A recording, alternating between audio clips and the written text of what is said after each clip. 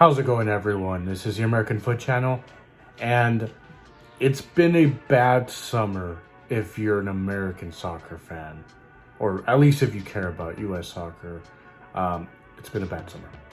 But anyways, guys, don't forget to hit the like button. Don't forget to subscribe. Don't forget to subscribe if you think we're going to have a better from now on. End of 2024, 2025, whatever. But don't forget to subscribe, guys. But let's get started. So pretty much every American soccer fan, every U.S. men's national team fan was excited for La Copa America. You know, we had somewhat low expectations, to be honest, because of the fact that Greg Berhalter was a coach. But we still believed we should at least get to the next round. You know, maybe get to the next round, let's start with the group stage. You know, go through the group stage, probably lose to Uruguay, but get 6 points from the other two games. Obviously, it did not happen that way. We failed miserably, beating Bolivia in a somewhat unconvincing game at home. As we know, Bolivia could only win away. And then losing to Panama after going, 10 men down, but then immediately getting a goal, making it 1-0. And then just the team shitting the bed, losing 2-1. Then going into a game against Uruguay, needing a win, basically, or needing other results too. You know, us relying on Bolivia, out of all teams, to get a result against Panama. Obviously, you know, if you have any sense of football, you know that wasn't going to happen. And then we also did not beat Uruguay. We actually lost in that infamous set-piece goal where Greg Berhalter was distracting the players right before the set piece by telling them, hey guys, it's 1-1. So that happened. Obviously, we went home, or the U.S. went home. Well, they were already at home, but you know what I'm saying. But anyway, so the team lost, and that was it. The U.S. eliminated in group stages at home in the Copa America in a very accessible group. This was probably one of the easier groups. Because then you look at Mexico's group, a team that also did not make it to the next stage, but they had Venezuela, Ecuador, and Jamaica. They had those three. And then you look at Costa Rica's group with Paraguay, Colombia, and Brazil. That's way tougher than what we had. We pretty much only Uruguay was the tough team in our group.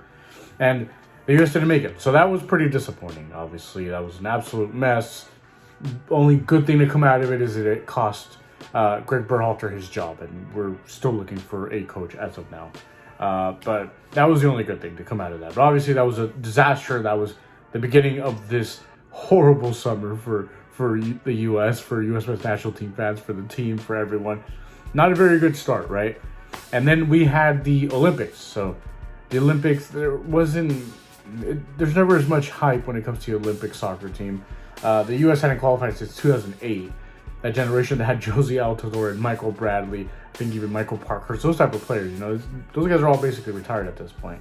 There wasn't a lot of hype. And then once the roster came out, we saw some big omissions like Diego Luna, and then we saw some players who we thought should have been there, like some overage players. And then obviously they brought some overage players that we thought should not be there, like Miles Robinson and Georgi Mihailovic. There was a lot of omissions, and you know it's hard because it's not a FIFA tournament, so you don't always get the players that you want released. It's pretty hard, so it's not always on the team or the national team's fault or the coaches. It's not their fault.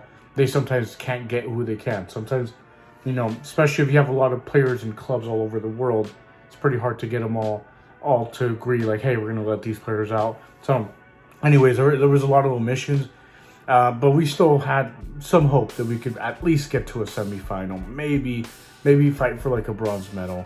You know, I didn't think that was going to be the case, but maybe, just maybe. And you know, the tournament started off kind of bad, to be honest, in terms of results. They went up against the host nation, France, and they lost 3-0. In a game that honestly should not have been 3-0. I don't think the U.S. should have lost by that much. I think it should have been closer to a draw, maybe a close 2-1 loss at the worst. 3-0, too dramatic. They didn't deserve that.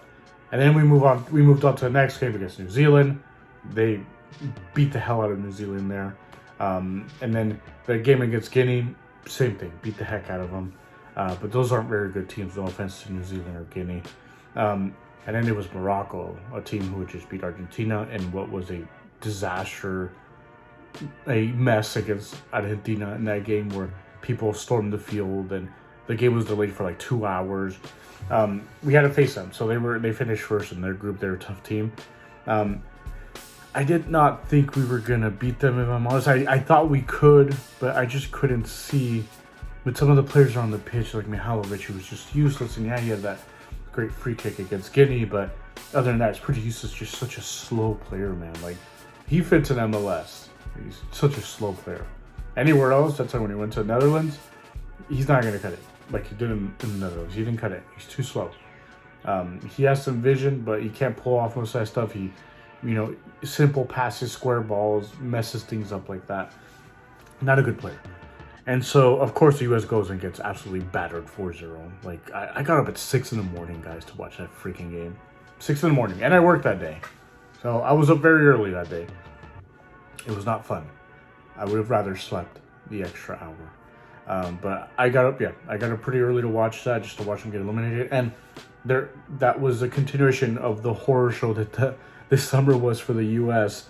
They got absolutely battered by Morocco. That wasn't fun, obviously.